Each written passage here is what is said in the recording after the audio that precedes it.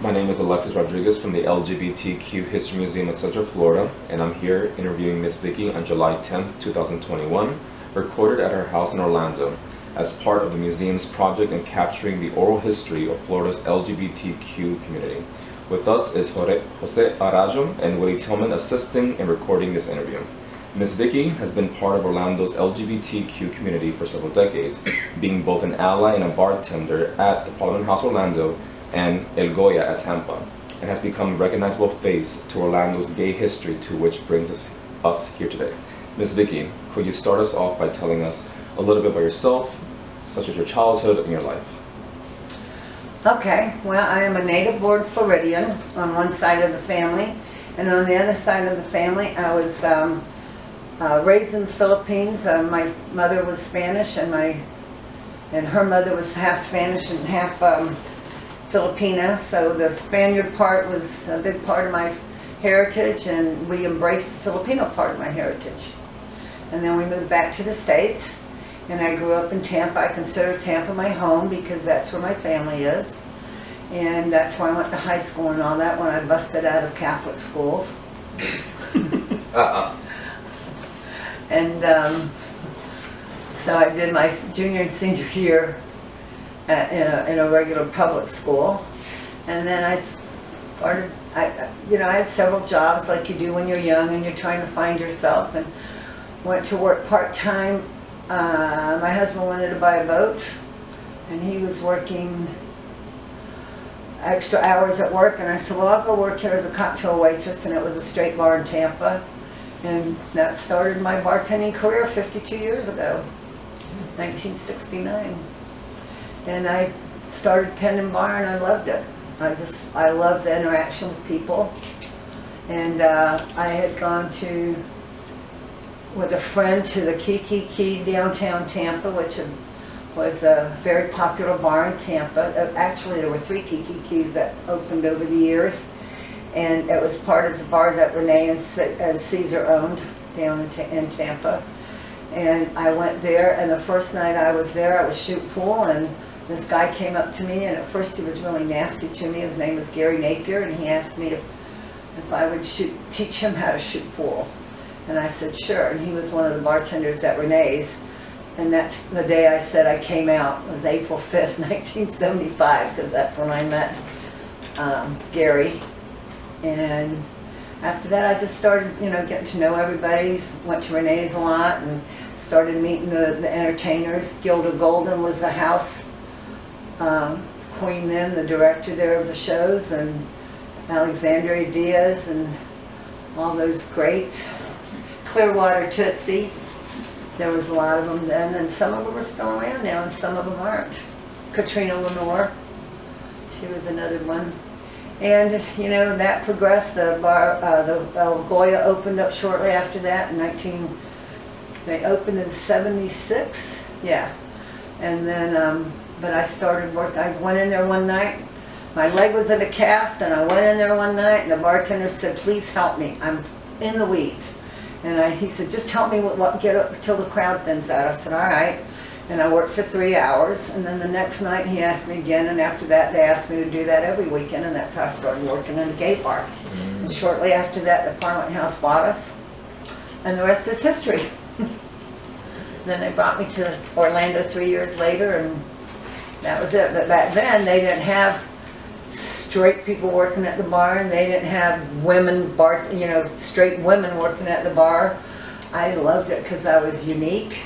Now I'm common. There's all kinds of straight people working in the bars, boys, girls, all kinds of stuff. So I'm not unique anymore. But it was fun watching them grow and watching myself grow and accepting it, because I really liked being unique. So that's basically how I started tending bar and how I got to be around the community. And working, you always had shows going on, and some of the best came in. Middlesex came in with a group. Who was it? Mona Desmond, Middlesex. Melissa Mason, was it? That came to Ray's Rendezvous from up in Detroit or somewhere like that. And there's some of them are still around, some of them aren't doing shows anymore. Mahogany. She was another fun one. Yeah. Mo, she was fun.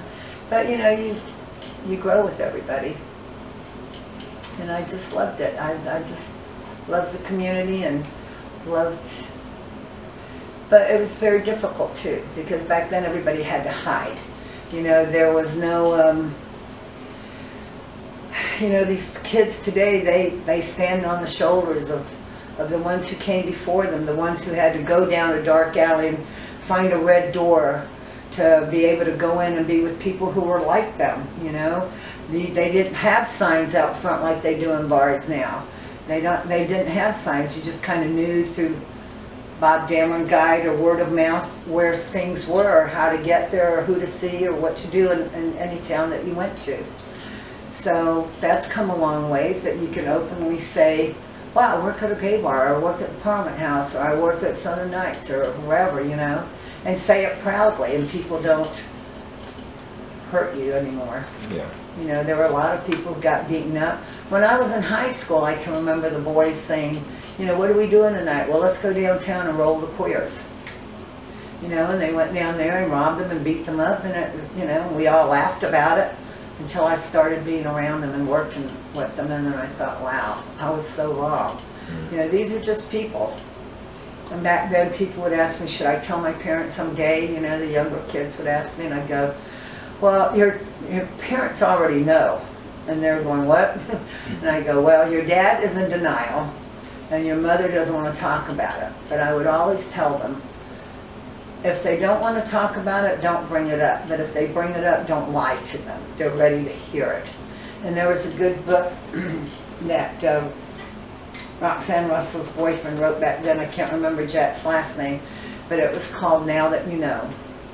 And, no, excuse me. His book was called Roommates Can't Always Be Lovers. But he's the one that turned me on to the book to tell people, parents of gay kids, and it was called Now That You Know. And it kind of helped them through things. It was very difficult back then. Look at the Palace, at the original Bottle Club. People didn't know that was over there behind the Navy's base, you know. And people at the Navy base, that place was off limits, the Parliament House was off limits. There was a sergeant there that used to pay the cab drivers to let him know whenever they dropped off people they had picked up near the Navy base.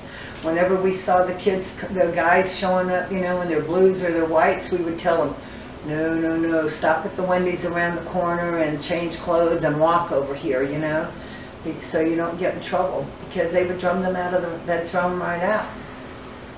It isn't the way it is now. First came the don't talk, don't, you know, don't tell thing, and then, yeah, don't ask, don't tell. But it's different now, a lot different in many ways. But in other ways, there's still that persecution. And now the people that really hate it, they're the ones that hide. They're the ones that hide their biases and their dislike of gay people. You know, it's not socially acceptable to not be welcoming to the community. So they're the ones that are hiding now. And these are just my observations. They're wonderful observations. Can you hold that question just 1 second? Can you tell us a bit about your bartending history more, and some memorable events over the course of your bartending history? Straight or gay? Both. Well, there's differences, you know. I'll tell you this. In the straight world, 40, 50 years ago, bartenders weren't respected and liked and all that. They were all looked down on. You were whores, or you were this, or you were that. You know, there were many nights that I heard women sitting at the bar to saying, oh, that barmaid over there, she's, you know, she's a whore. And the girl who trained me would tell them, really? I don't go home with a different man every night. I go home to my husband. You're the one that goes home with a different guy every night. But there was none of that respect. And there was a big difference in how straight people tipped and gay people tipped. But I didn't know that when I first started tending bar. I worked at 2 places in Tampa that at the same time. One was a neighborhood bar. And you know, you had that neighborhood, it's kind of like Cheers, you know, everybody knows your name. And then I worked at a big country western dance club with a band and stuff every night. And I started out there cocktail waitressing. And then I started tending bar on New Year's Eve. One of the barmaids didn't show up, and Carol said, "Get behind this bar." So I did, and that's how I started tending bar. So, but yeah, there's all kinds of stories. I shot a lot of pool. I shot pool and made a lot of money doing that. I knew all the pimps in town because I'd gone to high school with most of them.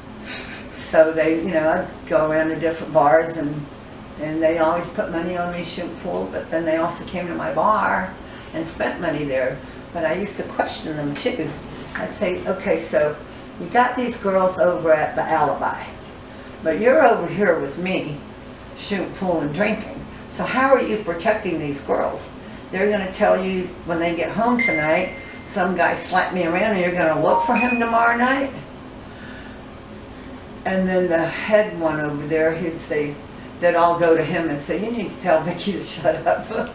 Because, I made the girls think, like one girl tells me one night, "You should see this necklace that my boy, that, I'm not going to name names, but you should see this necklace that he got me."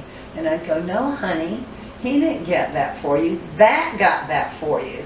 And he'd go, "She needs to shut up, or look at my new couch." And I'd go, "He didn't get that for you." Making them trying to realize, that they were doing all the work. The guys weren't.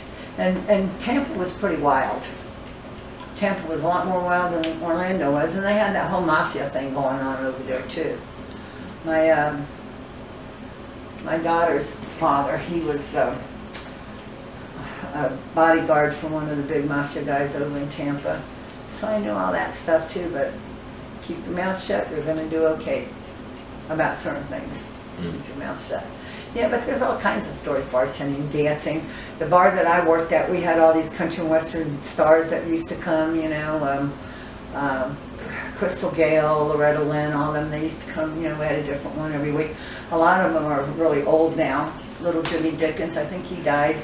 Charlie Pride, he just died this year. Yeah. He was one of the first black country western singers.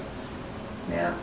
And the barmaid I worked with, she was real southern, and she goes, "I think I'll take him home." And I looked at her and I went, "Really?" And she goes, I said, "You'll get in trouble, about the whole black and white thing." And she goes, "Honey, when he's with me, he's an Indian prince." I said, "Okay."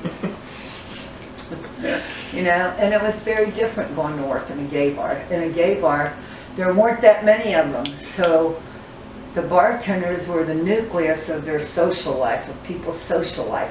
It's who you could meet somebody through the bartender. If you got on the bartender's good side, if they liked you, they'd introduce you to people, but I also felt that I had a responsibility in both places, that if I knew somebody wasn't nice or wasn't good, and believe me, especially in the gay bar, those boys would run people by me and go, like this, because I just felt like I had a responsibility if I knew that somebody wasn't really nice, not to do that, not to let them go home with them. And the tipping was a lot better in a gay bar. It's like the first boy I tended bar with at El Goya told me, "Gay people will throw money at you. They're used to being persecuted, and they'll give you money to be nice to them." And I thought that was the weirdest thing for him to say that, but it was true in a way, because they found somebody who accepted them and could introduce them to people, and that was the bartenders in gay bars. But now things have changed, any bar you go into, straight or gay, the bartenders are the show. Yeah. Do you have any memorable moments? What? Do you have any memorable moments in terms of gay bartending? There are so many stories, but like I told you, I can't just, like you just said, "Do you have any memorable moments?" And I'm like, But then... What about Parliament House?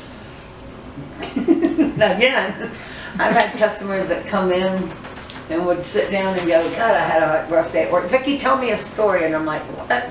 But you could say a word or say something, and I'd go, "Well, let me tell you." Like, I have this great story about tailored meatballs, but I don't want it to be on camera. But later on, I'll tell you that story. It's the only time in all these years, 25 years, that Taylor ever got mad at me. Let me think. What about Miss P or Willie Tillmon? Paul? I never had a problem with Paul. Paul Wegman was one of the most intelligent. My adopted daughter Joy and him went together. People are always freaked out to find out that a lot of times Paul had a woman in his life. Yeah. Mary from over in Sanford. Yeah. They were together, you know. He and what Joy told me was, you know what, Mom? He inspired me. Every day we got up and did something. He's the one that taught me how to appreciate plays and things like that, you know, and took me to the arts and stuff. Paul wasn't just about doing female impersonation, and he did female impersonation. Most of the time when he took curtain call, he was Paul. Larry Edwards was that way, Hot Chocolate. Every time he came out at the end of a show, he was dressed as Larry Edwards, not Hot Chocolate, you know. And that's what female impersonation was then, you know. But Paul, there's so many stories about Paul, you know. Have you seen any of the tapes? Have you seen any shows with Paul in them, you know, where he did Rolling on the Stage and this and that, and he would tell me, he would come to me between the shows and sit at my bar and have a cocktail and make comments about things, but he was really intelligent. And as much as he would pick on people in the audience, he never picked on me. He would talk to me from the stage. You know, like he'd do something and he'd look at me and he'd go, "How'd you like that, Miss Vic?" And I'd go, "Yeah, that's pretty cool," you know, or I'd laugh. And he really, he was very humble too. He really believed that people came to see the whole show, when a lot of times they were there to see Miss P. You know, they weren't just there they weren't there, I mean, they enjoyed the whole show, but they were there to see Miss P. He was a big draw. And he could, you know, I told him one time in a drunken thing when I was in the restaurant after the bar closed one night, I said, "You know what, Paul, come over here and sit with us." And he goes, "You don't have any room at the table." And I cleared the table off and I said, "Well, now I do. Come over here and talk to me." I said, I've been wanting to tell you something." He said, "What?" And I said, "Well, when I watch you up there and I see you can control that whole room." He could get that whole room up, clucking like a chicken, turning 3 or 4 times, jumping on one foot, doing whatever he wanted them to do. I said, "You know what? Hitler had that kind of power, and Jim Jones had that kind of power. He got all those people to drink the Kool-Aid." And I said, "I'm sorry you're in that kind of company." And you know what he said to me? "Jesus had that kind of power." And I said, "Yes, he did." But Paul was an incredible, intelligent man. You could talk to him about so many subjects, and he was smart and wise about things. And he wasn't that good a lip singer. He couldn't do that very well. All those years that he did the shows, he really wasn't good at that. But he would try to bring new songs in. He would try to bring shows tunes in and try to bring some class and stuff to the audience. And a lot of times it went over their head because all they were looking for was him losing his teeth, them flying out, you know, or putting the microphone under his skirt and hollering "pussy," and Chuckles was always tuned into when he was going to do that, and every night it played a different song, you know, or any of those things, all those tricks that he did. That's what people were there to see. They weren't there to hear about the other smart classical things. But he was brilliant. And in a play, when he was in a play, every year when he did Scrooge, he was mesmerizing. I went to see it every year. When any play that he did, when we did, what was the one about the vampire something, Lesbians of Sodom or something like that. Yes. I stood in the back of that thing every night. I watched it before I had to go to my bar, and I was just mesmerized by how he could be on that stage. It was him and David Lee. And David Lee's another great thespian, but he would, you know, and I just, with my mouth agape at how professional, how wonderful he was. When he went to Seminole, they have the whole scholarship thing on him. Because he taught acting there, and when Paul died, there were about 10 different memorials in this town in different places because of him. Of course, we had one, you know, and Valencia, Seminole. They had him everywhere because there were so many different sides and facets to him. He was one of the most interesting people I've ever known. Yeah. And yet all people remembered was that pussy. Yep. Yeah. Because that's what they came for. Yep. So with you saying that, what is something that you have noticed that has changed with female impersonation to drag queens now? So, for example, Class. And I'm going to tell you one thing I hate with bartenders and entertainers alike, whether they're boy dancers, girl dancers, whatever, that they ask for tips. You know, if somebody wants to tip you, they're going to tip you. I hate when I see a bartender post, I'm going to be working at such and such tonight, come see me. Don't forget to bring cash, don't forget. so, Yes, I really hate when people ask for a tip. At Disney, you can't walk up to a table and tell them, don't forget to tip, or give them attitude about tipping. You don't do that. It's just because it's just things you don't do, and it drives me crazy. And yet we had somebody who worked at the bar that was a master at doing that. If he served you 2 drinks and you left him $1 tip, he'd take your drinks back until you gave him more money. And they kept him. But he was tacky. I mean, that's tacky.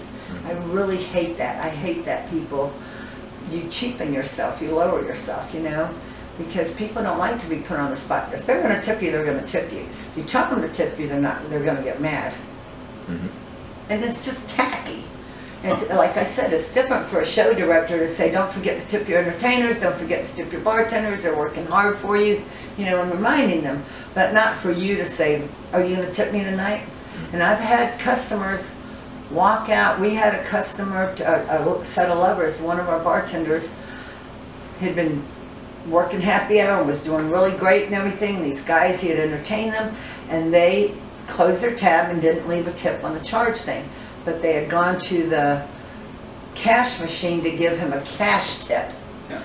And while they were up there, he went up there and said something to him about not leaving him a tip. And they went over and checked out of the hotel, and they were furious. They were embarrassed that he had done that in front of people, and they were furious that he had even said something. They didn't know, and you don't know, and I tell people when I train them, some people tip at the end of the night. They don't tip as they go along. They'll come up to you at the end of the night and slip you that 20 or slip you that 50 or whatever it is, you know?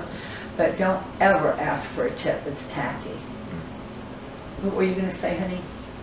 You remember when I made a comment about our new young entertainers, they turn around and toss their money up in the air, etc. And for me, I'm sorry, old school. You watch Terry August, hands full of money and something, you can whop it down somewhere and etc. But these kids, it can be $5 and they turn around and think it's just grand. You toss it up there. I'm an excellent tipper. I'm also a good entertainer, and I have, you know, you have a lot. And it's like, it's a slap in the face. Yeah, you're grateful. It's a slap in the face to see you turn around and, while you tip on us graciously, etc., etc. It's a quality I have never liked. Being a stage manager, other something is you close the curtains and you're scrapping around to and you pick can up see that everybody there scurrying around under the stage, bottom of and the everything curtain. else. And you turn around and you mention it to them, and you say, hang on to your money as much as you can. He's a little bit more understanding, and you walk off. I said, you know, my big thing, I said, I can afford to tip you a lot. I said, I wouldn't give you 1 penny for you to turn around and just toss it, or walk up to me and da-da-da-da-da-da, or you didn't tip me. Remember, that's an option. Yeah, that doesn't mean that you have to tip anybody. Yeah. And you walk away with this, that whole attitude like that. They've worn T-shirts that said, "Tipping is not a city." The city, in China, You know, you're like, what? I've hated that in straight bars when people would do that. I hated it in gay bars, and I hated it when drag queens, like you said, had no respect. You know how many times I've been at the front of the stage? Yeah. Rusty, Ariagas, everybody would hand me their money and I'd stick it in my bra, you know, and hold it for them because they were making so much money they couldn't hold it. But they weren't throwing it away. It's like disrespecting that. And maybe that's not the intention that they do that. They're like trying to be funny or show their attitude or whatever. But it's tacky. I've said it to the new ones, and they've been around me just enough of it to avoid that. First of all, I walked in there a couple of times and I just stood back and looked at them, right? And they've had the attitude, and I love that little attitude. That's cute. Then when I walked in performing with them and didn't care about their attitude and made more money than what they did, and they're all wondering, now they like to talk. It's all about your attitude and how you take these people for granted. Oh, you have to try me, you have to see me. No, I don't. And then you walk off with that air, and there's always time for you to turn around and say thank you. Yeah. You ever notice something that I do on stage? I finish the number. And you know what? I'll tell you, that's what impressed me about you. Aubrey. The first time I saw her, what's her stage name? The redhead, the pretty redhead. What's her stage name? Melanie. Melanie. Yes. Melanie Von Cruz, yeah. Yeah. But the very first time I saw her, we were doing, she had just been hired, and we were doing the Babes in Bonnets thing, Yep. which was a legacy that we got from Carmela. She'd always done this Babes in Bonnets thing right about Easter time, and it was a big fundraiser for the Orlando Youth Alliance or something like that every year. And it turned into that for us anyway. And she had her bonnet on, and all the people they bid on the. Have you ever seen that particular event? Well, they do Babes in Bonnets, and all. It used to be just us and all the bartenders and at the Parliament House, but then we incorporated the whole city, and all the gay bars would all put up would make a bonnet and then have prizes in them, like a night here, or like one of the dentists in town would donate, you know, $1,200 worth of services. And what was nice about that is every year whoever won that would donate it back to one of the kids at either the Zebra Coalition or the Orlando Youth Alliance, because they couldn't afford to get their teeth cleaned or looked at or whatever. But then the bad part of that was it got so high, the money getting raised was a lot, but the little people got left behind. You know, you couldn't buy a bonnet then for $50 or $100. You know, it was like $3,000. You know, and I mean, it was, you know, we were raising $30,000 and $40,000, and you know, for that one night, and it did. It got so high, it left the little people out. You know, once you put in your first bid, second bid, you were out of it. You know, unless you owned a place. And on a side note to that, Blue Star is the best person I've ever seen do a fundraiser. She keeps it going. She knows everybody in town, and she moves it. She knows how to talk to them, and not into shaming them into to buy more, paying more, but nudging them along, you know, in a sweet, nice way. Blue's a hell of an entertainer too, and she's one of the hardest working people in town. But yeah, so Aubrey, she'd just been hired at Melanie. She had just been hired at the bar, and I really didn't know her. I had not met her yet or anything. I'd seen a show that she did. I just thought she was beautiful, and she was, as the bonnets were being won, and then they came down, the whoever was wearing the bonnet for the place would come down the steps of the stage and hand it over when the person went to pay for it. She was the absolute only one. I was sitting right there and I could see everybody. She was the only one that thanked them, that said, "Thank you very much for buying this. Thank you very much for bidding on this." You know, and I'm, you know, and that impressed me, that she had that kind of class. I got a little surprise for you. Melanie Von Cruz is my representative for Miss Florida this year. Is she really? Yeah, I told her this before the pandemic hit, etc. I talked to her, and she turned around. She's and beautiful. She freaked because we had a long conversation, because I was talking about how she dances, etc., etc. I said, "You got a lot of Tina Turner in you." And she said, "What do you mean?" I said, "You spend half your time dancing backwards." Moving. Yes, and moving backwards. And she said, "You watch me." I said, "I have nothing else to do except stand right here." I said, "I noticed you guys more so." And right now, she had to make up her mind. And let's see, before everything happened, they gave Orlando FI 2 years ago to me when I won the Lifetime Achievement Award in Miami. And I decided, I looked around and I said, She's the one. she's old Hollywood. I said, she's just like I told Giselle and them before. I said, you're fine. You're fine. I You got a remember when mind. Giselle didn't have boobies. I remember the day she came back from her Yep. surgery. Yep, yep. And I thought, did she really want that? Did she really want? Because I never seen that about her. Yeah, she right. has a beautiful voice, Yep, yep. you know. And did she want to do that, or did she want to pursue something different? And there she was with titties and a butt, and I'm like, all right, I'll just think about it a while. It's like it's something that I've told her though. I said, you're quite young. I said, later on in your life, you'll see which way you want to go. I said, you know. And you know, back then too, you had to go, was it to Boulder, Colorado to get Yep. your surgery? Yeah, the girls had to go to Boulder to get the big surgery. Yeah, they couldn't run down No, Miami. you couldn't just go there, you couldn't go run to Costa Rica, you couldn't do any of that stuff to get into that. You know, you had to go through 2 years of counseling, Yep, of estrogen treatment, and you know, everything. you couldn't just say, I'm gonna be a girl. And Bill. But you had to go to Boulder, Colorado. I almost had the name of the doctor on the tip of my tongue that used to do that. When Steve Holloway had his surgery, but he waited till after he got his share of the ABC liquor Yep. wealth before he did his surgery, because that way, because his lawyers had told him, if you do that sex change, it might change the will, you Yep. know, your trust fund. So he waited, and I said, how do you feel? He goes, real. He was another sweet one. Chena Black, Chena Kelly, they were both sweet too. Yeah. Yeah, they were nice. Still get up there and do female impersonation. They just put glitter in their mustache and wash it off after the show. Rita Beads. Yep. You know, they just washed it off after the show, and they got lots of tips and lots of money, and but everybody respected what they got. You know, now they beg and ask for it, and I hate that. Not just with the entertainers, it really irks me with bartenders. If you were at any fine dining restaurant or not so fine dining restaurant and the waiter came up and gave you your check and said, don't forget to tip me, you would do what? Yeah. You can't do that. And corporate anywhere doesn't let you do that. You get fired. Yeah. You know, you just can't do any of that stuff. Mm-hmm.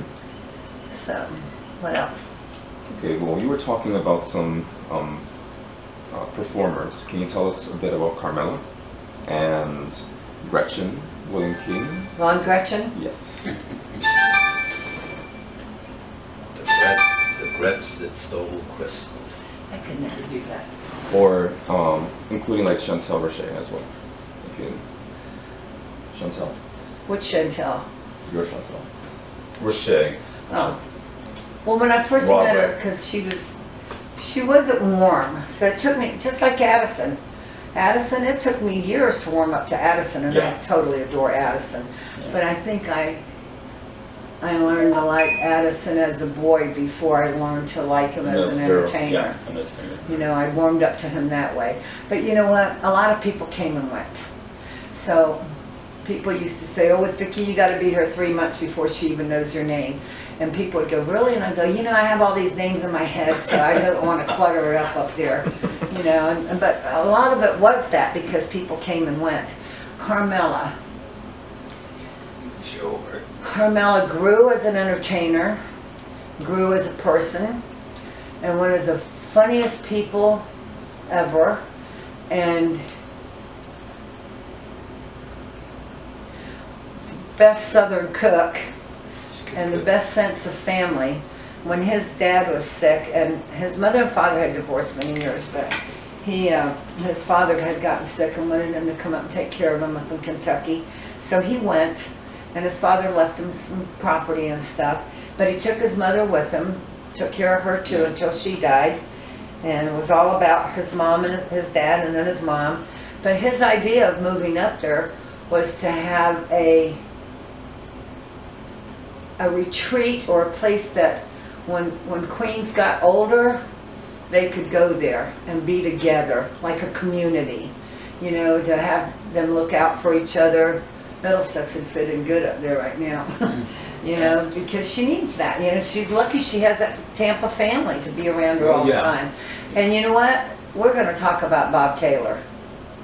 Because you need to talk about Bob Taylor. If you're talking about female impersonation, there's nobody better than Bob being around. But anyway, Carmela, he was a funny person, and he was a very caring person. He loved his Goldschlager. He loved Goldschlager, boy. He'd come in and go, "Gal, so get me a bottle of Goldschlager and a bottle of water." I'd go, "Okay." So I'd do it like they did in the old time in the Wild West. You know, they'd set a bottle up there and mark the bottle, and then you just drank, and then they charged you how much. And a little side note here that a lot of people don't know, except Willie and I, that years ago on election day, all the bars were closed until the polls closed at 7 o'clock. Yep. Bars weren't open. Because way back in the old West, and not so far back, maybe at the 1900s, people got into fights and there was drinking. And a lot of the bars were voting places. So they didn't want all those fights in there and people pulling guns out and just shooting each other and all that. But there's not too many people that remember that. The polls were closed till 7 o'clock on voting day. You didn't, you couldn't get a liquor. You could buy it in a liquor store to go, but you couldn't sit in a bar and drink. No. You're talking about Carmela. George had been here a year, and he wanted to enter Miss Orlando. And he was talking to me because that's when we had the permanence estate at the P House. He lived upstairs, I lived downstairs on the Grove side. That's something we can talk about. And I turned around and I took, I gave him an idea because I knew he could sing. And what we did was, I had all the characters from the Whiz. And I took the characters from the Whiz, and before he came out on stage, we did a section of Mise on Down the Road. We bought a section of red carpet. I think I must pay probably about $8 for it. And we blended it into The Music Starts from Over the Rainbow, and we took all the characters and we just rolled out this yellow carpet all the way out there, and it blinged right up there. And he came out in the Dorothy dress from Over the Rainbow, and he sung Over the Rainbow. He became the first runner that year.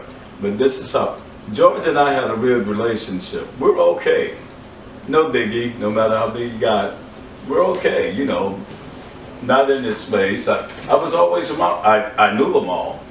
And he was very grateful for that. Later years when he won, he was the first one to win Miss USA at large. He was the first one to win that. It was just real neat. It was strange. We talked, well, George and I talked just like Paul and I talked. I said, we talk mostly to each other all the time, instead of everybody publicly here. I said, well, we talked an awful lot, and very few people even knew that. Same as Paul and I, of course, just had long conversations. And Chuck, wait, and he'd be out on stage there, and oh my God, and they would buy him a drink and stuff, and I'd stand up and I'd just shake my head. Because he would get halfway out the stage, and he'd be going off, and he'd look over at me. I think you guys got a picture of me leaning backstage and looking at him, and he would say sometimes, he says, I guess I better quit talking and not take another drink because Geraldine is just standing up there just looking at me, and I know what that means. Yeah, and all of this. He was very conscious about it, and then he'd come back in there and start beef up. I'm not going back out there. I said, no, you aren't going back out there. You'll announce them from back here. You better enough. And so he said, you take good care of me. These were okay guys out there, you know. They're all men. Carmela worked with us for a while, and then he went over to Southern and started working, and he found his niche there. For years, he was the MC over there, and he was famous for doing his toasts every night and all that, and being just as drunk as any customer there. That's a hoot. That was part of his charm, but he had to cut back on that, and he quit drinking. When Rusty Fawcett moved up to Kentucky with him, Rusty and David, David used to be P's boyfriend. And she stole him. And she took him up there. And She lived up there. Well, all of a sudden Rusty was back and he was moving to Ocala. And I said, so what happened up there? I said, I thought you were going to stay with Carmela. And he goes, Carmela quit drinking. Yep. I didn't. Yeah, different person. And every day she'd come home from those meetings and start preaching to me. And I said, to save our friendship, I'm going home. Yeah. I said, okay. Yep. But yeah, Mela was pretty cool.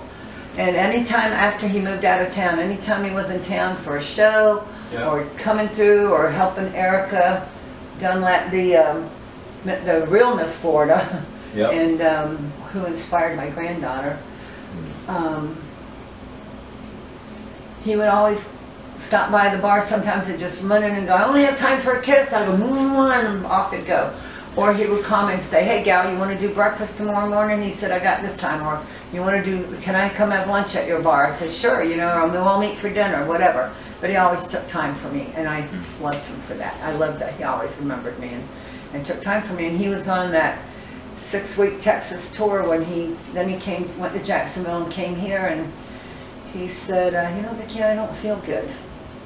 His dog had lost her eye, and he had the dog on the tour with him, and he lost his eye, and he says, I don't feel good. I've been really thinking about going home early, but I have all these obligations. And I said, what do you mean you don't feel good? And he says, I don't feel like me. And I said, well, whether you cut it short or not, you know yourself, go home. And that's when he found out he had cancer. When he called me and said he had cancer and all that. He lasted, what, 2 years? Yeah. Yeah. But he fought hard. And he sure made good use of that time, going to all the places that he had done shows at and doing that one last show everywhere. And he looked fabulous doing it too. Yeah, he did. Yeah. And Von Gretchen. Von was like Rusty. He started out, they were teenagers when they came in there doing shows. You know what, Rusty Fawcett, Skeeter Bite, they called him. Skeeter. And they, you know, they were babies when they started shows, and they weren't polished and all that. Yep. But they were like Candy Kiss over in Tampa. When Candy Kiss first started, she didn't do good drag. But between shows and after the show and before the show, she was out there talking to everybody. And when she was on stage, they lined up to tip her because she was so sweet, so nice to everybody. And Vaughn and Rusty, everybody knew them. Yep. They were the same way. They went out there, they mingled. Roxanne Russell was that way too.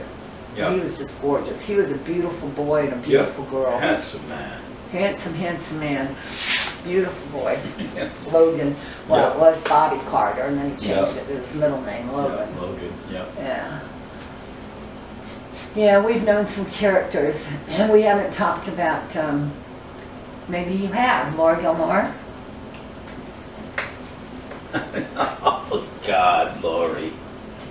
What can we say about Lori? Now, Lori was one that would say to you, I'm going to do your song, are you going to tip me? Yes. In fact, Joe B. and I, we were at Faces one night when Sue Hannah was fixing to retire, and we'd gone to Faces, which was the girls' bar, the lesbian bar.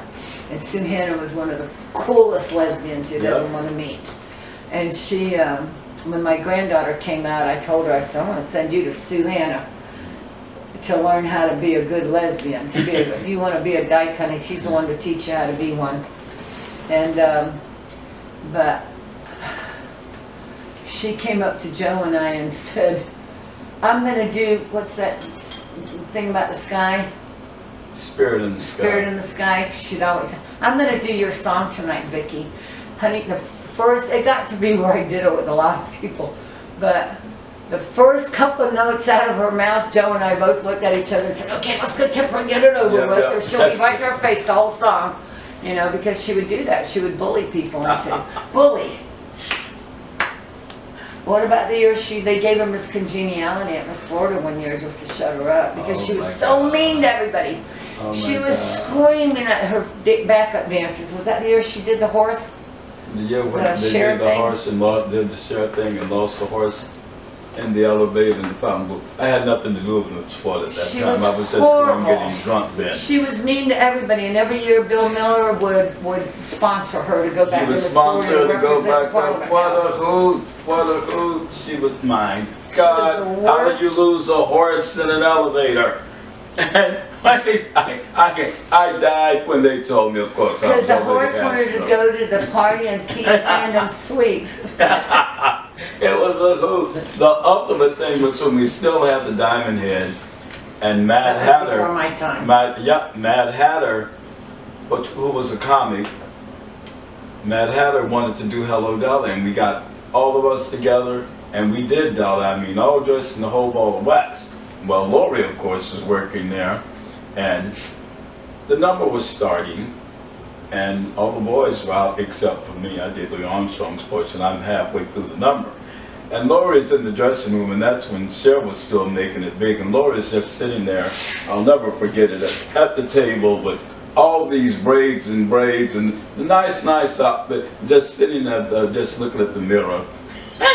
Out of nowhere, she turns around and says, Geraldine, and I'm just half full, and I'm what? Because, our love relationship wasn't nothing.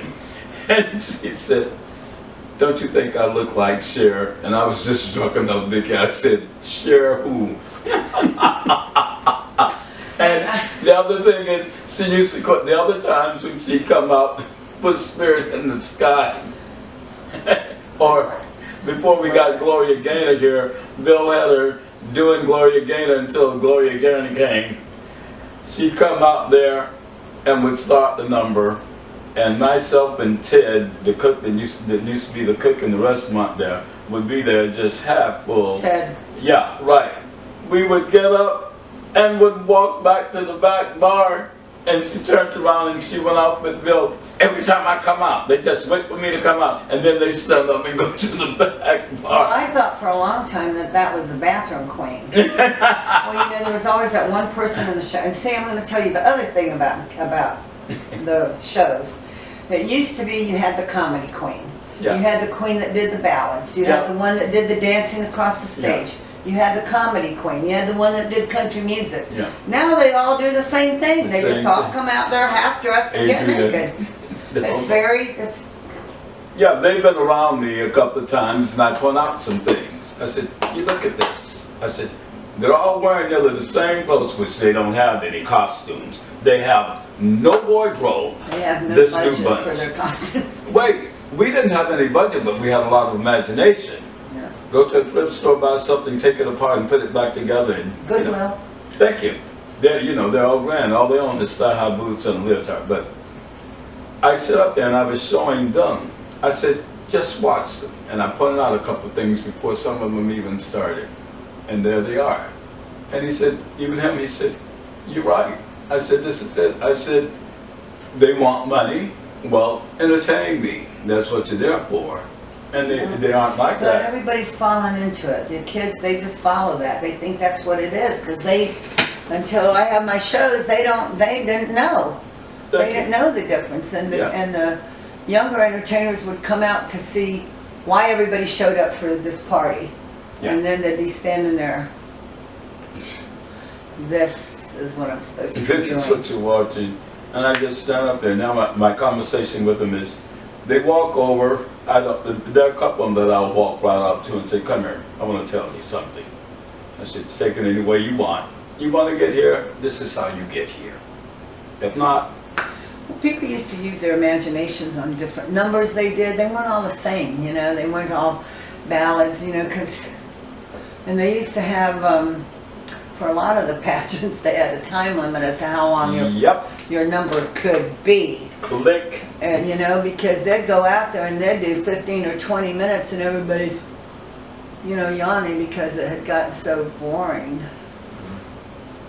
It progressed. But you know to what? that. At least we saw the good things. Yeah, we're around to see all the We really, lived through really all good that. things. And the good thing I have about traveling around and becoming a stage manager, I was around for All American Goddess, the guy sent for me. And it was real neat. Brittany from Jacksonville told him a couple of times, she said, you know who you need to get here to run this for you? And he said, me. So I showed up here in Daytona, and it was very interesting. He introduced me to all his people, and etc. We started on time and everything else, and On time. Oh yeah, click, click, click, click, click. And he gave me the thing he did. He came backstage halfway through his first night there. He said, I've owned this contest for 10 years. Where in the hell have you been? He said, you got these people running. I said, I told them, this is it. I will call for you, da da da da da. And after then, he said, what do you think I can do to make this better? What's wrong? He had all of his performers out there, Vicki. They're out there doing these 10-minute mega mixes and so. He said, what to do about it? I said, fade it after 5.5 minutes. I said, remember, it's a guest spot. It's all about your contestants. So, you're paying them anyway. They should have no gripe. And okay, he said, it's up to you. I'd walk right by the DJ. Fade it, keep on going. I said, this is going to move. And I did it for him 3 years straight. Now he sold it to somebody else, and the girls are telling me, they said, we sort of missed you. I said, well, you know, you got to, I know I've sat through a lot of long things, but, yeah. you know, and I felt bad. Ariana, she used to do all the country music things. Yes. But there near the end, when she was doing stuff, you know, it was, the Yeah. whole room would get up and go to the bathroom. Yeah, right. Just a boop, boop, you know. Yeah. And that was sad, because I like Ariana a lot. Yeah, he was good people. Very, very nice people. Who's this? Ariana Dupree. Yeah. He was a good See, people. there's so many backstories, because for one of my parties, well, I used to like to have Bob Taylor do Love Shack, Yeah. but he would do it with Tiffany McCrae Yep. and Ariana Dupree. Well, Tiffany McCrae used to have this boyfriend named James, Yep. who was dealing drugs. Yep. Cute little boy, pretty. He's dead. He died. Yep. But anyway, and then Ariana stole James away Yep. and started doing the product, and that's what was really her downfall. Yep. But I would always request, even after all that happened, Yeah. I would always request Bob to do the song Love with Shack. both of them, because it was best with both of them, and I thought, Yeah. ooh, this is cool, just knowing there's Yeah. a little rivalry going on here, you know. Yep. Now, Bob Taylor. Have you met Bob? No, Heard they about never Bob? met. No. Bob Taylor started out a dancer in Tampa, not really knowing what he was doing, and Right. Tiffany Middlesex taught him how to pull Yeah. his act together. But he is the father of all this? Yeah. The big brother, everything. I met Bob because he was going with Scott, who was our bar manager. And I like Bob very much, and we're close. But in different ways, and not about the drag thing, you know, but he knows every single entertainer in the world, I think. And he is very well respected and very well liked by promoters, pageant givers, Yep. and the entertainers, period. Wonderful man to talk to, he really is. He, yeah, he's pretty cool. I like Bob too. Oh, Fred, he's been around a while. We've been around. Well, we know each other from me being the backstage manager and all of this. Well, I don't think he even came around. He's young. He's what? How old is Bob? 50? 50s. He didn't come around for Yeah, too long way, after way I was later. on out of Tampa, but I met him here. Yeah. You Yeah. know, and he had been in Tampa. Yeah, way later. Like he turned around then. But it was Middlesex, and Middlesex did 42nd Street. And they were up here teaching Doré Somerset.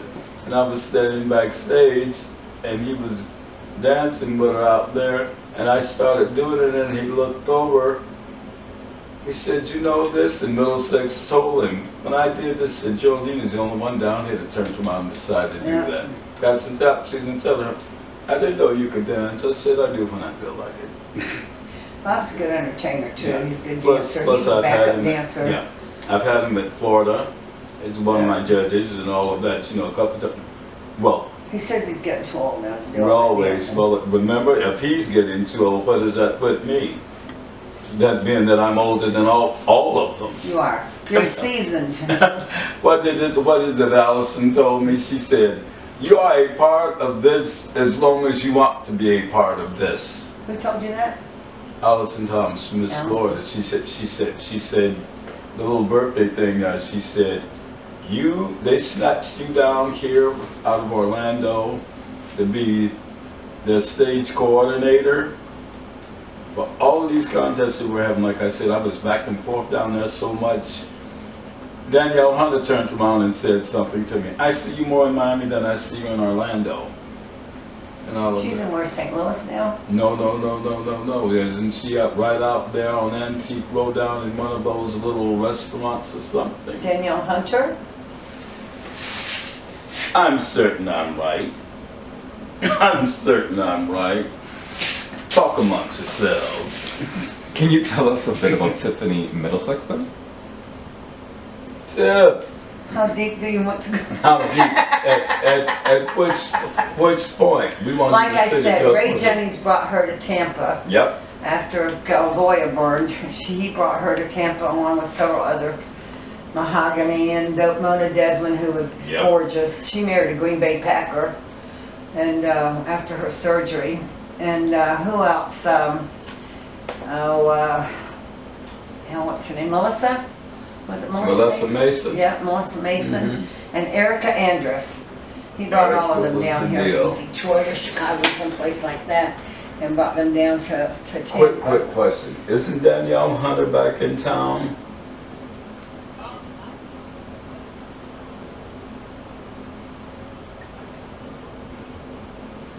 She was back in Illinois at the flower shop.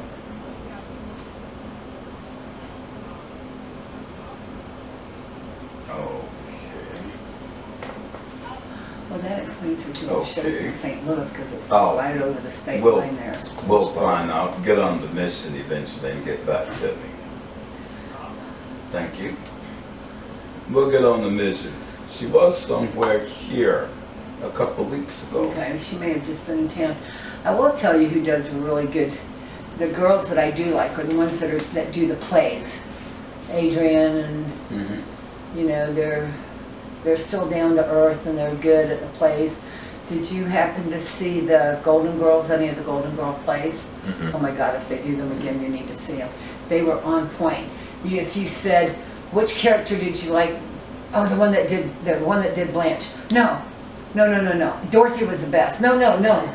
You know, Rose was. They were Yeah. all incredible. And Yeah. if they do those plays, they only booked 2 plays to start with, and they did 5 in 1 week. And then they did the Christmas show, which I didn't get to see because I was in the hospital by then. But I hear it was great. And just recently, they brought him back and did them somewhere. Yeah, The Fringe Festival? Where? The Fringe Fringe, Festival, right? yeah. Gidget's a good entertainer. What I like about Gidget, and you know what Jim Flint told me about Paige King? I was sitting with him, he had come to Orlando one time and he said, come watch the show with me, the pageant. So I'd gotten off T-Dance and I went in there and he had some guests with him. And he said, watch this girl. Paige King was in the show, and at that time she worked at Southern, and she worked there for a long time with Carmela. She's in Vegas now, right? nope. Where'd she go now? She moved to Oregon and then she skipped on up, I think, to Washington State. Okay. Well, she was in Vegas for a while, because Yeah, she was in Vegas for a while. but anyway, she, and Paige King was one of those, just looked like a woman. Yep. She always looked like a Yeah. woman, soft, tall, but soft, you know? Yeah.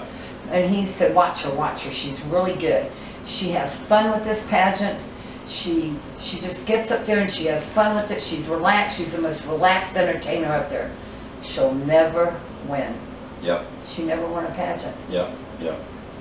And she was okay with that. Well, her eyes, she had fun with it. What's his name from Daytona that had the bad fingers? Jim. He had the most incredible imagination. He had the best costumes. He did the best numbers. Jim Eddy. But he wasn't a pretty queen. He wasn't you know? pretty till I He took him wasn't into the pretty. board queen. But he wasn't a pretty queen. But he I was. His numbers were incredible. He made his own costumes. He made everybody's costumes. Yep. He never would win a pageant. Yep. He 'Cause he wasn't became pretty. he became first runner-up one night to Miss Orlando. Yeah. He was just freaked out. That's the night when he wore the doggone gown. I think cost him like about $7 grand or something. And it just wrecked him. Probably got him drunk back then. We were standing up there and He just... was a respiratory therapist there Yes. at the hospital, Mhm. yeah. Yeah. He's Um, good people. Tremendous. What we said earlier when I said, oh, a show that started on time.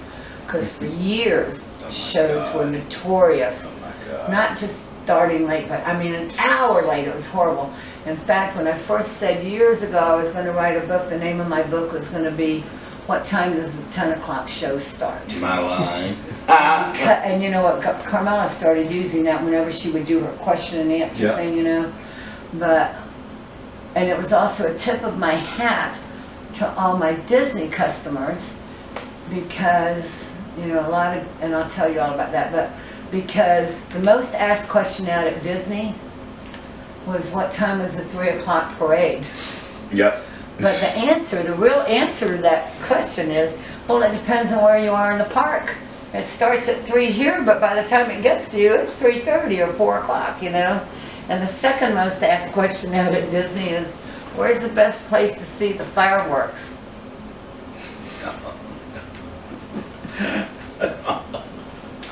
But, yeah, that when I first started working at the Parliament House, Disney was coming up on their 10th anniversary, Disney World. And one of my customers, Charlie, came in and he says, "You want to see a picture of a lot of your customers?" And I went, "Okay." And he rolls out this poster that Disney had done with all the cast members they had then standing on Main Street. And by the third or fourth row, you couldn't see their faces anymore. And I started laughing. I said, "Yep, you're right." And you know why there's so many people that work at Disney? Because when they opened Disney, the only people they could find to work that would work for the money they paid them, which was minimum wage, Yeah. and have the look that they wanted, were gay people. But they couldn't tell people that Tinkerbell was a lesbian and Prince Charming was gay, you know, back especially 50 years ago, you couldn't do that. But the look that they wanted, you couldn't get it from, you know, they could probably have gotten, rednecks wouldn't work, didn't have that look. And then that nice, you know, hair off their shoulders and over their ears and stuff look that corporate people or people, college guys, they weren't going to work for that kind of money. So they had to go to the more flamboyant. Yeah, and that's how so many people worked out there. Larry, what was his name? Larry Tall. Yeah, Larry Pantling. Yeah, He was Prince Charming, and he Prince was Charming. gay as a goose. He was a gorgeous bucket of water, you know what I mean? He You sure know, was. so, and just as friendly and nice. Very nice. He He lived in that good. little house with Don next to where Fantasy was, Yep. where the baths originally was on the trail. Yep. I used to shoot pool. We'd all go out partying at night, and Yeah. everybody would say, "Let's go to the tubs," and I'd go, "All right," and they'd go do what they did, and I shot pool with Ray. What was Ray's last name? He was tall too. Ray DeJean. Ray DeJean, yeah. He became a non-practicing. He became a non-practicing gay person because religion took him over. Yep. You know. But so he still said he was gay, but he was a non-practicing gay person. I said, "Hey, whatever." You know. How long has he been gone, Vicki?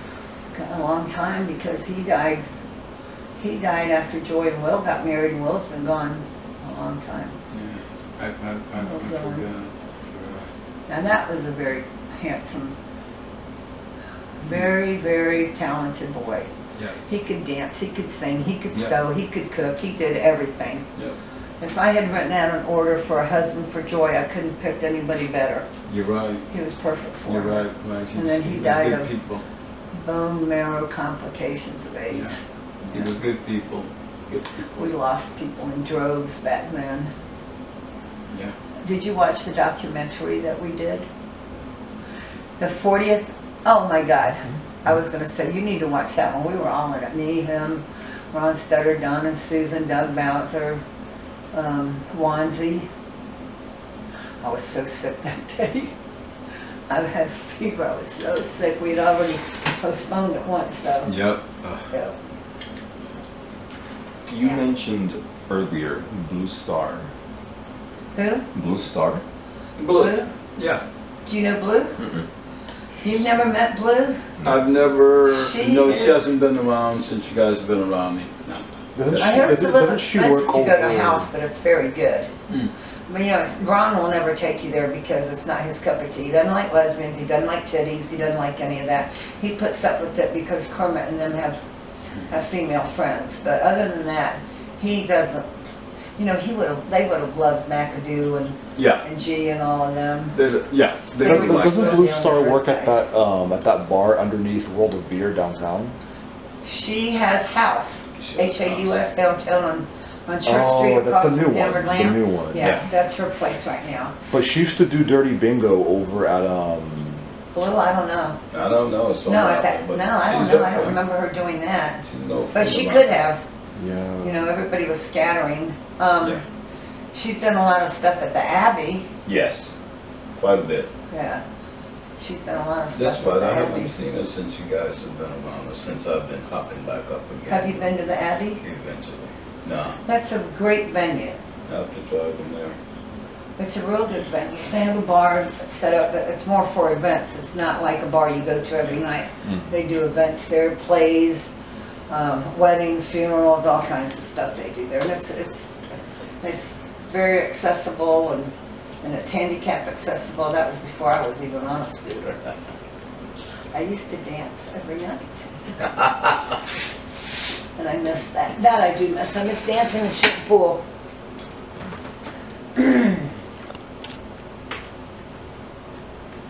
A scrapbook of the P House. David Scott was still around at the time when I started some of the wild things that I pulled off later on. After he was gone, I filled in a little spot off and on. But we were still doing all these productions. Ray DeJean was still around. When I turned in and for Easter, we had Tori Holden was still here and all of this there. And we built all these costumes for Be Our Guests and went and, Beauty and the Beast and the whole thing. All the wild things that we did with the whole stage set up before Don and Susan them took over. That the stage, remember Michael them? That stage will have a different set on it every week. Every week. Yes, and so I gave them the scrapbook that Don and Susan them had never seen because I paid for the pictures. I put that scrapbook together, and they have it. They have it now. I said, we were thumbing through, and I was telling them all the people in the pictures and all of that. It was a hoot. You would remember.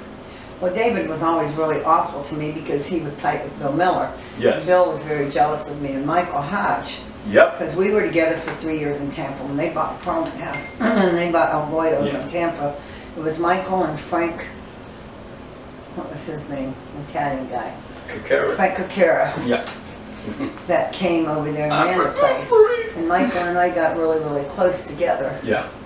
And then they came back here when they sold it 3 years later, and he came back and everything, and then they brought me to work. Brought you down here, And right. Bill hated our relationship. There's a picture somewhere around here and on my phone that I posted not too long ago. I bet I had 400 people say, oh my God, even Wanzi said, there's a lot of stuff going on in that picture. It was Mardi Gras and Michael. I just walked into the piano bar, and Michael put his arm around me and was looking at me, and we were just looking at each other, talking. And, Michael Calvin that worked the front door took that picture. And Michael used to put it under the glass on his desktop, and Bill would go over there and pull it out. Bill Miller would go over there and pull it, turn it over all the time. Yeah, he's still jealous. Oh, that's when Mardi Gras was Mardi Gras. Oh, We did Mardi Gras lined up around that lake with floats and everything out there. The floats would step off. On a Monday night, Yeah. and it was packed. The floats would step off in the back alley, Yep. and when the last float was stepping off, the first float had passed them coming back in. Yes. They had everything in that. It was in that. wild. Yeah, it was Oh, fun. good Lord. We had a good Mardi Gras. And then when I parked my car the next morning and would open up the door, there would be glitter and feathers and wigs and everything. I think some drag queens exploded right here. Yeah. Yeah. Don and Susan bought us at the right time because we were in bad shape then too, and that's why everybody's been posting such crappy things about them. And Locke went online and he said, when Don and Susan took that place over, it had seen better days too, and they brought us back to better than it was, and then some. And I was able to work, he said, and I was able to work there 22 more years. Yeah. You know, so But then- they can say, and people that are saying things about Donna, bad things about Donna and Susan, are people that don't know them. Okay, long before I even started working there, Michael and Bill rented out half the hotel that they called permanent rooms. Yep. And people rented them from week to week, but it paid the mortgage for and they paid their mortgage off in 10 years. Yep. And it paid the mortgage. They knew that every month the mortgage would be paid from these permanent rooms being rented out. And they had, you know, the DJ lived there, the light man lived there, some of the kids that worked in the restaurant, and it just people. You know, that's how I met Joy. She was living there. Yep. She was 16 years old, and they had taken her in, or 15 when she ran away from her dad. You know, and they had taken her in, and, you know, she was in the disco every night and stuff, you know, and so anyway, but every night when the bars were shutting down, it was, what room is the party in tonight? So every night we were having some kind of party in some room. Bobby Brown's friend and Susie, and sometimes they'd do readings, you know, tarot card readings, and although Susie didn't use tarot cards much, she just would look at you and tell you things and freak you out. And but every night we had parties in the rooms for, sometimes it was with guests, in a guest's room or whatever, so it was always a lot of fun. Gordon Thayer, remember Gordon? He lived in the corner room there. He saw everything. He was one of those trust fund babies from Texas. His parents paid him to stay away. The Perkins, you know, Perkins restaurant, John Perkins, he was from St. Pete, but his parents paid him to stay away from the family. And he used to come over and he'd tip me to find people to like kiss and make out in front of him, you know, and I'd be like, he'd say, make those two guys kiss, I want to see them kiss. Or he'd set up my whole bar, he'd go, give everybody red shots. And Taylor and I were only working Sunday days, then we worked nights. Or we worked nights and doubled back on Sundays so we could party Sunday night. And you know, he'd say, okay, what color are we going to do now? Let's do blue shots. But he would always set up my bar. But yeah, his family, there was a lot of that though back then. There was a lot of trust fund babies. Chad, he was another one that was trust fund baby. That his folks paid him to stay away from the family because it wasn't cool to have a gay kid. But you know what I say now, and I've said the last few years? Every family should hope that they have a gay child to take care of them when they get old. Because it's always left up to that gay child to take care of their mother or their father or whoever when they're dying. Yeah, I had 9 people at one time here about 4 years ago that were taking care of their ailing mother or family member, you know. Joe Williams, what's his name across the lake, Rob, they all were taking care of their, Tommy Moore, he took care of his brother, 2 of his brothers, and then his dad and his mother.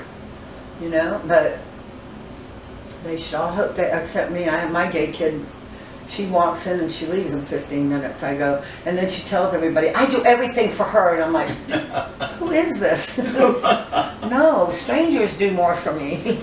Yeah. Anyway, yeah, we used to have lots of fun parties there. We got in trouble one night because, well, this guy, Stuart, that worked down at Sterling, he was a valet parker at the Harley Hotel downtown. It's right on Lake Eola, and it was part of the Helmsley Hotel. Yep. Do you know about Harry Helmsley and Leona Helmsley? They owned this big hotel, or he did. She was his secretary, and she took him away from his wife and married him. And she went to jail years later for tax evasion. Yep. She was a bitch, and she didn't like pretty girls around. And Joy was bartending at the Monkey Bar at the Helmsley Hotel. It's right on Lake Eola. It's still there, but it's apartments now. Yep.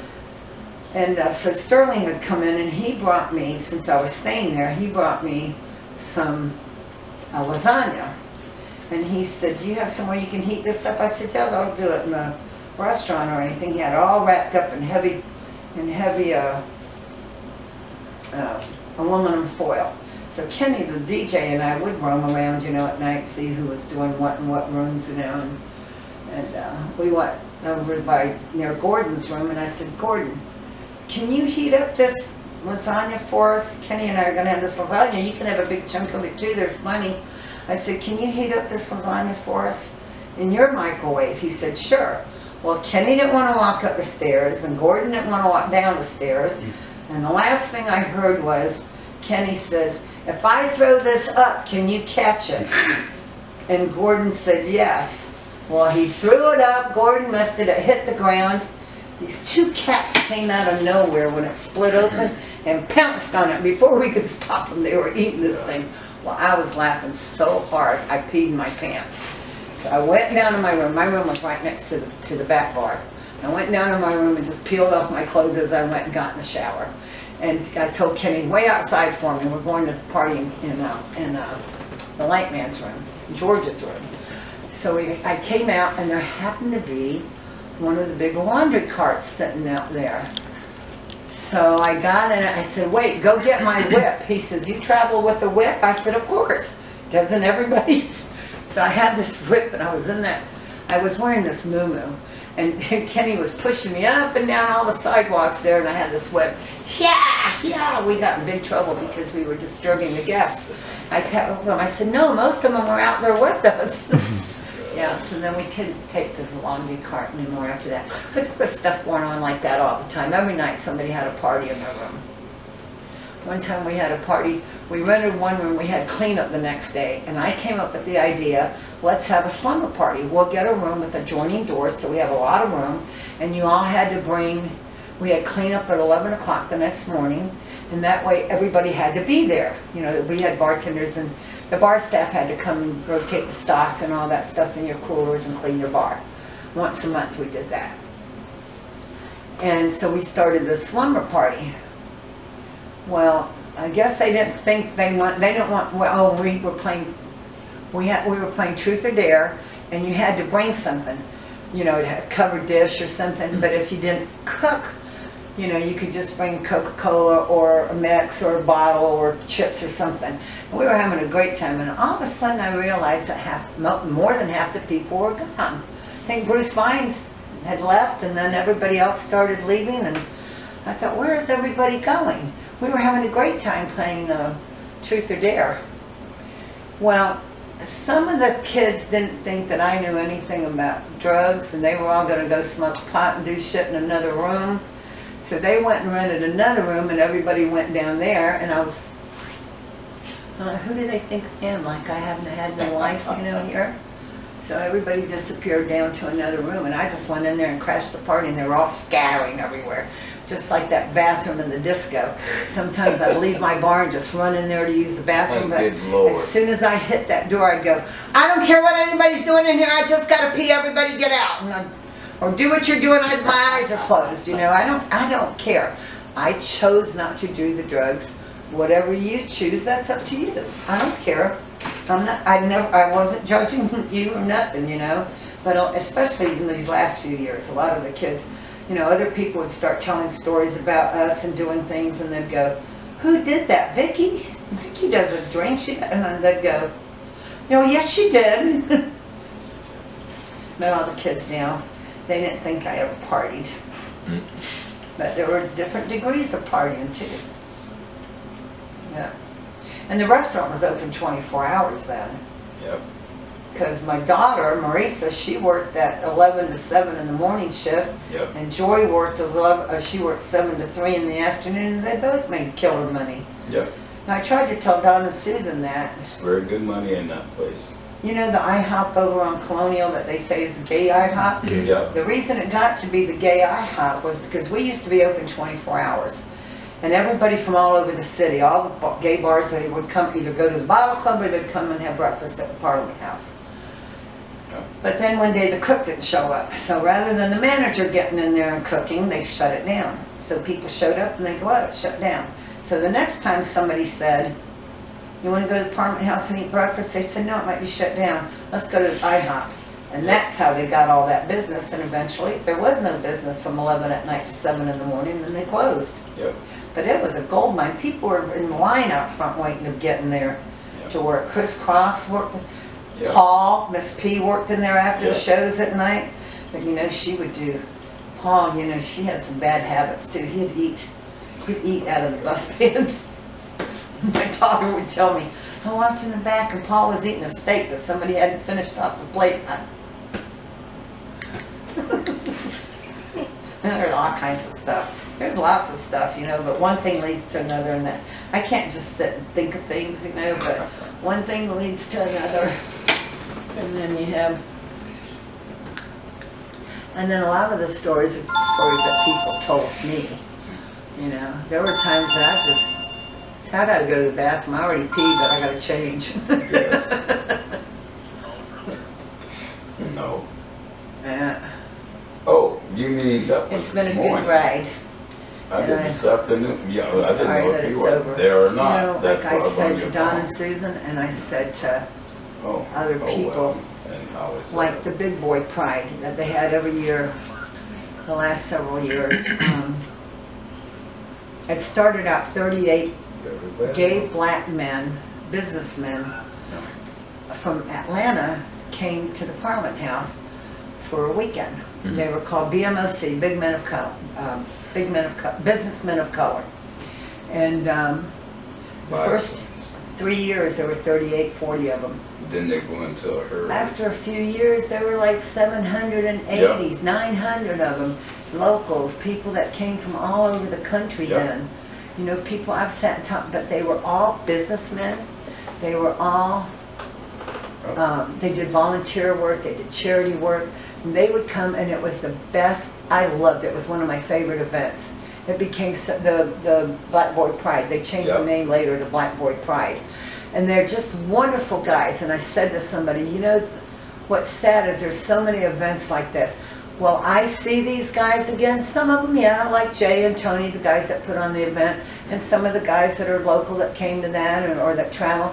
I'll see them at another bar or something, you know, and I'll cross paths with them again.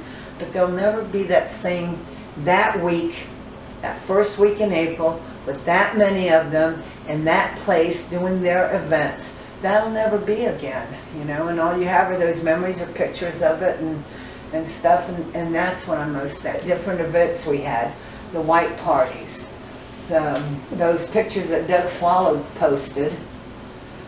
Did you see those pictures on the Parliament House alumni? Did you go on the Parliament House alumni page? Well, at one point, shortly after the bar closed, not when the bar closed, but when it was finally torn down, Doug Swallow started posting pictures. The Cyndi Lauper concert next door. Eartha Kitt, Law. Eartha Kitt was, Never that was talk. way before Don and Susan though. Yeah, right. That was Michael, and Yeah. that was the I watched deal. that on the roof with Really? Bobby Brown and Harry Cummings. Yeah, that was the day that I won Miss Luau, and I never will forget it. Did you because win it that year? I won it Tallulah that year. won it one year, McAdoo won it, Bruce Fines won it. Yeah. But it was so funny because her first day here, I think she flew in here like on about a Monday morning or something. I was over inventory the full moon, and Michael was taking her around and he introduced me to her. So she ended up seeing me every day. Every day she'd get up every Eartha morning Kitt. at 6 o'clock to jog downtown in Silver, and she remembered me those morning, Willie. And I saw her, and then he stuck me to be one of her guards up there by our room one day. And then when luau was going on, Rusty was emceeing the thing, and she was standing up on the balcony looking. And I walked up there and I opened up this cake with all of these flowers on it and silver. And she said, "Isn't that Willie?" And I said, "Yep, yeah." That was a hoot. We never had anything. We've had a lot of people that, Chaka Khan, Yep. she called us and asked us, Yeah. but we had already solidified her contract when Whitney Houston died and she did her Yeah. funeral, so we got her really inexpensive. And that was right when she lost, and then she lost all that weight too. So when Yeah. she came to us, she was either there for New Yeah. Year's or Gay Days. Yeah. It was one of those that she came. Leanne Rhymes came, her and her husband. They were gracious, they were fun, they didn't know what to expect. We quit putting them up at our place because people started bothering them, so we would put them at the Crown Plaza downtown. And but they came with their own travel bus, their own tour bus. And when she left there, they took pictures with everybody. And when a few minutes after they left the Parliament House that night, she said, "This was one of the best nights I've ever had, the best venues I've ever been at, and the most welcome I felt anywhere. We have just had the most wonderful time at the Parliament House in Orlando, Florida. You know, when some of these gay athletes started coming out, I used to tell my customers, you know, just once now, since it's more cool to be gay, and they win a game, I want one of, you know, when they say, now that you won this game, what are you going to do? And the athlete would go, we're going to Disney World. I said, just once I want one of them to say, I'm going to the Parliament House. Because there'd be so many people across America, you know, that would go, yes! You know, and I was on a trolley car in San Francisco, and I asked the brakeman, I said, do you know where this place is called the Men's Room? It's a bar. And they said, yeah, it's down on 18th and Castro. And he goes, how do you know that place? And I said, well, the owners there come to where I work in Orlando, and they told me if I ever got out this way to look them up. And he goes, you work at the Parliament House, and you work at the Parliament House, right? And I said, yeah. And they said, he goes, you've got that little black and white tip can. And I went, yeah, I sure do. Same thing happened at a party in Austin, Texas.